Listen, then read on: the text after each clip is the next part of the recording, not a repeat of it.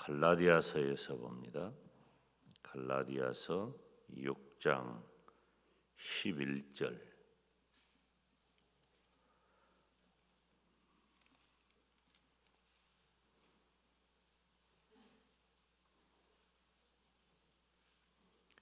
갈라디아서 6장 11절. 신약성경 309쪽. 갈라디아서 6장 11절부터 17절까지. 11절부터 17절. 찾으신 분 아멘 합니다. 우리 다 같이 한 목소리로 하나님 말씀 받습니다. 내 손으로 너희에게 이렇게 큰 글자로 쓴 것을 봐라. 물은 육체의 모양을 내려 하는 자들이 억지로 너희로 할례받게 함은 저희가 그리스도의 십자가를 인하여 핍박을 면하려 함 뿐이라. 할례받은 저희라도 스스로 율법을 지키지 아니하고 너희로 할례받게 하려 하는 것은 너희의 육체로 자랑하게 하려 함이라. 그러나 내게는 우리 주 예수 그리스도의 십자가 외에 결코 자랑할 것이 없으니 그리스도로 말미암아 세상이 나를 대하여 십자가에 못 박히고 내가 또한 세상을 대하여 그러하니라. 할례나 무할례가 아무것도 아니로되 오직 새로 지으심을 받은 자뿐이니라. 무릇 이 규례를 행하는 자에게와 하나님의 이스라엘에게 평강과 긍휼이 있을지어다. 이후로는 누구든지 나를 괴롭게 말라. 내가 내 몸에 예수의 흔적을 가졌노라. 아멘. 할렐루야. 주 예수의 은혜와 평강이 있을지어다. 이번 주간은 교회 사랑, 나라 사랑에 대한 말씀을 전하고자 하는데 계속해서 교회에 대한 그런 말씀을 생각하는 중에 있습니다. 주님께서 세우신 이 땅의 모든 교회, 그리고 그 교회와 성도는 무엇이 가장 중요한가? 제가 이번 주에 계속해서 전하는 말씀의 핵심 단어는 바로 생명운동, 구원운동이죠. 복음운동이에요. 우리 교회가 가져야 할 가장 중요한 가치는 바로 생명에 있습니다. 우리 전순덕 집사님 이제 돌아가셨는데 어제 가서도 임종 예배 드리면서 그런 얘기를 했어요. 예수님을 믿고 구원받아 천국 가게 되었으니 감사하다. 이것이 생명인 거예요. 이 세상에 이런 생명의 복음을 말할 수 있는 유일한 기관은 교회입니다. 그리고 그것 때문에 교회가 세워졌고 그것을 위하여 교회는 힘을 써야 하고 그것밖에 없는 거예요. 교회가 추구해야 할 가장 중요한 가치는 바로 생명에 있습니다. 우리도 그렇게 예수님을 나의 구주 나의 하나님으로 믿어서 구원에 이르렀고 오늘 이 새벽에 나온 거예요.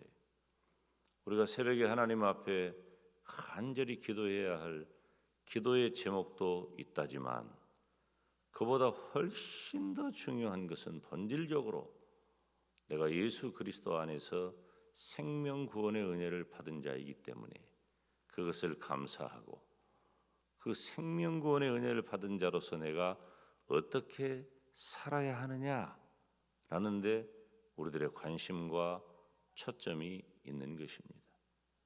우리 교회가 3주 동안 공동회를 진행하고 일꾼들을 피택하고 또 성도들 가운데는 피택됨을 소망하기도 하고 또 어떤 분은 그 중에 피택이 되기도 하고 이렇게 교회가 이런 일들을 하는 모든 것 다 생명운동에 있는 거예요. 특별히 어제는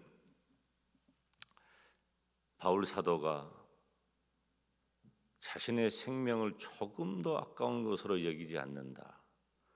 예수 그리스도의 복음을 전하는 것을 위해 나는 내 생명을 조금도 아까운 것으로 여기지 않는다.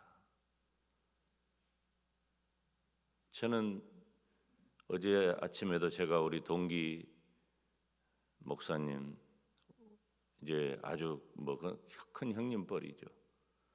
47세 젊은 나이에 라오스 선교사로 있다가 몸에 병을 얻어가지고 빨리 죽었어요. 47세. 그런데 지금 그 동생이 북한에 또 탈북민을 돕는 선교 사역을 하다가 북한에 억류돼 가지고 지금 거의 8년 다 됐단 말이에요. 또 그 동생이 지금 캄보디아에서 선교 사역을 하고 있어요. 그 집안이 팔남매인데 팔남 일녀가 자신들의 사업도 뭣도 다 선교를 연신해. 남편이 북한에 억류돼 있기 때문에 두 자식과 함께 그 사모님이 힘들게 살아가는 그런 환경도 말씀을 드렸어요. 이 지금 북한에 억류돼 있는 김정욱 선교사님은 원래 사업을 하던 분인데 그 집안 자체가 선교적 분위기가 크기 때문에 어느 날 갑자기 하나님이 그런 감동을 주신 거예요. 내가 북한의 내 백성을 사랑한다 하는 그런 주님의 마음이 자신에게 울려 퍼진 거예요. 참을 이루지 못했다는 거예요. 내가 북한의 내 백성을 사랑한다. 그래서 탈북민을 돕는 선교사가 되기 위해 신학교를 가고 준비를 해서 그 사역을 하다가 우리 정부도 지금 세계적으로 유명한 분입니다. 우리가 좀 잘 몰라서 그렇지. 뭐 때문인가? 바로 교회가 가져야 할 생명운동 때문에 그런 거예요. 생명운동 때문에. 여기 오늘 11절에 내 손으로 너희에게 이렇게 큰 글자로 쓴 것을 봐라. 사실은 바울은 시력이 좋지 않습니다. 시력이 좋지 않고 말도 어눌하고 그래서 이 바울 서신의 상당 부분은 대필했을 것이다. 바울이 불러주면 그 제자들이 이렇게 기록을 하고 마지막에 그러나 이 글씨체가 내 것이 아니라 해도 이것은 내가 보낸 글이다라는 사인을 바울이 큰 글자로 이렇게 그랬다는 그런 면도 있다는 거예요. 그런데 또 한편으로는 강조하기 위해 이런 표현을 썼다 하는 그런 견해도 있어요. 어찌 되었든지 여기 있는 내용을 보면 지금 바울은 일관되게 갈라디아서 1장부터서 마지막 오늘 본문에 이르기까지 바울이 일관되게 주장하는 것은 이 변증적인 거예요. 바울이 갈라디아 사람들에게 예수 그리스도의 복음을 전하고 가르치고 목회를 하다가 이제 갈라디아 지방을 떠났는데 그러자마자 율법주의자들이 갈라디아 지방 사람들에게 두 가지를 말한 거죠. 첫째, 바울이 무슨 사도냐. 둘째, 그런 바울이 전한 복음이 무엇이더냐. 예수님 믿음으로 구원받는다고 했는데 어떻게 그렇겠느냐. 그러면서 율법주의자들이 율법 행함을, 특별히 할례 행함을 강조했단 말이에요. 그러니까 사람들이 또 얼른 넘어가 버렸어. 그래서 바울이 변증적으로 이 갈라디아서를 기록해서 갈라디아 지방 교회의 회람 형식으로 돌리는 거죠. 그런데 그 내용을 보면 일관되게 율법은 구원에 이를 수 없다. 오직 예수 그리스도를 믿는 믿음으로만 구원에 이를 수 있다. 그러면서 여기 무릇 육체의 모양을 내려 하는 자들, 다시 말하면 율법주의자들이 주장하는 할례 행함을 말하는 것입니다. 그래서 그 할례를 행해 가지고 그것을 가지고 육체의 자랑을 하는, 내가 구원을 받았다고 자랑하려고 하는 자들아, 그렇게 구원받는 것이 아니다. 내가 예수 그리스도의 흔적을 가졌다. 우리 거기 성경을 한번 봐요. 17절 같이 읽습니다. 시작. 이후로는 누구든지 나를 괴롭게 말라. 내가 내 몸에 예수의 흔적을 가졌노라. 내가 내 몸에 예수의 흔적을 가졌노라. 바울이 율법주의자들에게 의해서 할례를 행하고 그 할례 받는 자들이 할례 받음을 자랑하면서 그들의 구원을 말하려고 하는데 그건 아니다. 그러면서 바울도 내가 내 몸에 예수의 흔적을 가졌노라 그랬어요. 이 흔적이라고 하는 단어가 중요해요. 오늘은 그것 잠깐 살피려고 해요. 원래 이 흔적이라고 하는 것은 오늘 이 본문에 나타난 흔적이란 단어의 원어적인 의미는 뭐냐면은 우리도 그렇게 합니다마는 소나 이런 양, 그러니까 그 지역은 이 소나 양 목축업이 많잖아요. 그리고 특별히 이 소나 양은 이 목자들이 여러 집안 것들을 다 가지고 가서 키운단 말이에요. 그러면은 양들이 섞여서 소들이 섞여서 이렇게 지내니까 물론 이제 주인은 주인됨을 다 알지만은 서로 누가 우기면 이것이 내 것이다, 저것이 내 것이다 하니까 아예 도장을 콱 찍어버리는 거예요. 그것이 낙인이에요. 그러니까 이것은 내 것이다라고 하는 것을 분명하게 드러낼 수 있도록, 누가 주인인지 알 수 있도록 자기 그 주인만 찍을 수 있는 그 도장을 소나 양에게 탁 찍어놔 버리는 거예요. 그러면 목자들이 여러 집안의 이 소나 양을 데리고 가가지고 멀리 가서 풀을 뜯어 먹이고 그렇게 돌보다가 여러 날 후에 다시 돌아왔을 때 내가 양을 가지고 돌아왔다고 할 때 그 흔적을 보면서 그 찍은 그 낙인 그것을 보면서 누구 것인지를 선명하게 구별하는 것입니다. 이 부분에 대해서 상당수의 많은 그 전승이 있는데 바울이 경험한 신비로운 체험, 그래서 어떤 썰은 그런 썰이 있어요. 바울이 예수님께서 십자가에 이렇게 못 박히셨잖아요. 그러니까 바울도 마치 예수님이 못 박혔을 때 그 못자국, 창자국 그러한 것들이 바울에게도 나타났다. 이런 그 썰이 있어요. 그러니까 그때만 해도 또 중세 시대만 해도 굉장히 이렇게 신비적인 요인들이 굉장히 많거든요. 그래서 우리들이 이 유럽이라든가 이스라엘이라든가 이쪽을 다니면서 공부를 하다 보면 그 지역에 굉장히 신비로운 그런 체험들을 많이 이렇게 이야기하는 것을 들어봐요. 근데 바울이 내 몸에 그리스도의 흔적을 가졌다고 하는 것은 그런 어떤 신비적인 체험으로 보기에는 적합하지 않다. 그러면 무엇일까? 바울이 다메섹 도상에서 예수님을 만나 회심한 이후에 그의 삶이 완전히 바뀌었잖아요. 여러분, 예수님을 믿으면 그 삶이 완전히 바뀌어야 할 줄로 믿습니다. 우리가 안 바뀌고 있으면 이상한 거예요. 예수님을 믿어도 그 모양으로 살면 이상한 거예요. 그래서 이상한 교인이 교회 안에는 굉장히 많아. 오늘 새벽에 본당이나 혹은 가정에서 예배를 드리는 우리 영광대교회 성도들은 이상한 교인 되지 말고 예수님을 만나서 삶이 참 변화하는 정말로 복된 성도가 되시기를 주님의 이름으로 축원합니다. 근데 이제 바울이 예수님을 만나 가지고 그 삶이 완전히 바뀌었어. 어떻게 바뀌었어요? 복음을 전파하는 사람으로 바뀌게 된 거예요. 다시 말하면 생명 운동을 하는 사람으로 바뀐 거예요.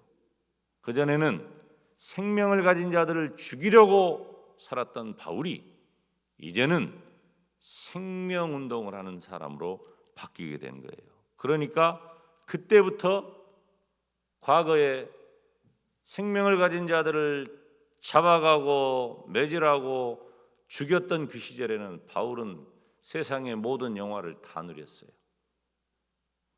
어제도 잠깐 언급했지만 바울이 부러울 게 뭐 있어요? 집안 좋지, 그리고 학문 좋지, 돈 많지, 그리고 로마에 시민권이 있으니까 신분 보장되지. 지금으로 말하면은 굉장히 우리들이 상상할 수 없는 높은 위치에 있는 부러움을 다 가지고 있는 청년이란 말이에요. 그런데 예수님을 믿고 나니까 그런 것들이 다 사라져버리고 예수님을 전하는다는 그 이유 때문에, 예수님의 이름 때문에 자기가 받은 고난의 흔적이 있을 것이다. 그러니까 바울은 매도 얼마나 많이 맞았어요? 40에 하나 감한매를 여러 번 맞았어요. 이런 표현이 상당히 유대적인 표현인데 40에 하나 감한매를 맞았다고 하는 것은 우리 좀 점잖게 말하면은 죽도록 맞았다는 것이고, 우리 전라도식으로 표현하면 뒤지게 얻어맞았다고 말해요. 곧 죽기 일보 숨이 곧 넘어갈 때까지 두드러 맞아버린 거예요. 예수님 전한다는 것 때문에 감옥에도 갇히고 강도도 만나고, 이건 바울의 자전적 고백이에요. 그 결국은 바울이 로마에서 목이 잘려 죽잖아요. 다 뭐 때문이에요? 예수님의 복음 전한 것 때문이에요. 그래서 바울이 이런 자신의 생애 동안에 예수 그리스도의 복음을 전하기 위해서 내가 받은 고난의 흔적이 있을 것이다, 이런 견해가 합당하다고 보는 것이죠. 그래서 육체적인 고난 때문에 생긴 상처일지 혹은 의미적으로 어떤 고난 가운데도 나는 예수님을 따른 믿음이 있다, 그 확고한 믿음이 내가 예수의 흔적이다, 뭐 그런 견해가 있어요. 뭐 어떤 견해든 적용하기에 따라 합당하다고 봅니다. 중요한 것은 바울은 교회, 즉 복음 때문에 생긴 거룩한 정표를 가졌다는 것입니다. 율법주의자들은 무엇을 자랑합니까? 율법주의자들은 자기 몸의 흔적, 할례 행함, 복음하고 아무 상관없는 것. 물론 구약 시대에는 그래요. 여러분 보세요. 구약 시대에는 이스라엘 백성 되어야 구원받았어요. 그런데 예수 그리스도께서 오심으로 구원의 방식이 바뀐 거예요. 예수 그리스도를 나의 구주 나의 하나님으로 믿음으로 구원에 이르는 구원의 방식이 구약과 예수 그리스도께서 오신 이후에 구원의 방식이 완전히 바뀐 거예요. 그러니까 구약 시대에는 유대인 속으로 들어오기 위해 이방인이라면 다 할례를 행해야 했어요. 그런데 예수님 그리스도께서 이 땅에 오셨고 십자가에 못 박혀 죽으셨고 다시 살아나셨고 그 예수 그리스도의 복음을 전하는 교회가 여전히 구약적인 이야기를 하고 있다면 그것은 잘못된 것이다. 지금 바울과 율법주의자들이 부딪히는 면이 바로 그 부분이라는 말이에요. 지금은 2000년이나 지났으니까 율법 얘기 할 필요가 없지요. 우리는 굉장히 이 시대에 복음 전하는 주의 종들은 그런 면에 있어서 그런 첨예한 대립에서부터 벗어나 있기 때문에 나은데, 지금부터 2000년 전에는 여전히 구약적인 관습이, 율법적 관습이 그들을 지배하고 있기 때문에 바울식의 예수 그리스도의 복음 전하는 것은 엄청난 저항을 받았다고 하는 거예요. 지금 정도가 아니에요. 그래서 그들이 오히려 율법으로 구원에 이를 수 없음에도 불구하고 율법을 강조하는 그들이 오히려 자랑하고 당당하고 그런 태도를 보이는데, 너희들은 그런 것 가지고 나를 이제 괴롭게 하지 말아라. 나는 예수 그리스도의 흔적을 가졌다. 다시 말하면 예수 그리스도의 복음 때문에, 교회 때문에 나에게 생긴 거룩한 증표가 있다고 고백하는 것입니다. 사랑하는 여러분, 교회는 내가 무엇을 함으로, 내가 어떤 직분에 도달함으로, 그것 때문에 내가 가져야 할 어떤 유익이나 기득권은 아무것도 없어요. 만약에 그런 것이 있다면 그것은 오직 예수 그리스도 안에 우리에게 주어진 생명밖에 없는 거예요. 생명운동밖에 없는 거예요. 교회가 해야 할 일은. 사랑하는 여러분, 우리는 혹시 바울이 고백한 대로 내가 예수의 흔적을 가졌노라 한 그 고백대로 예수의 흔적을 가졌습니까? 그렇다면 감사하시기를 바랍니다. 예수의 흔적을 갖기 위해 애쓰시기를 바랍니다. 다른 것으로는 안 돼요. 바울은 오직 예수 그리스도의 복음 전하기 위해.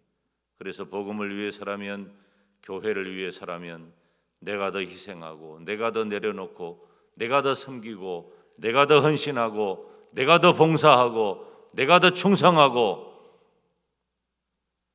예수의 흔적을 가진 자가 우리 영광대교회 안에 가득 채워져서 우리 영광대교회가 우리 주님 오실 때까지 생명운동의 열매를 맺는, 그리고 생명운동의 사명을 감당하는 복된 교회가 되기를 주님의 이름으로 축원합니다.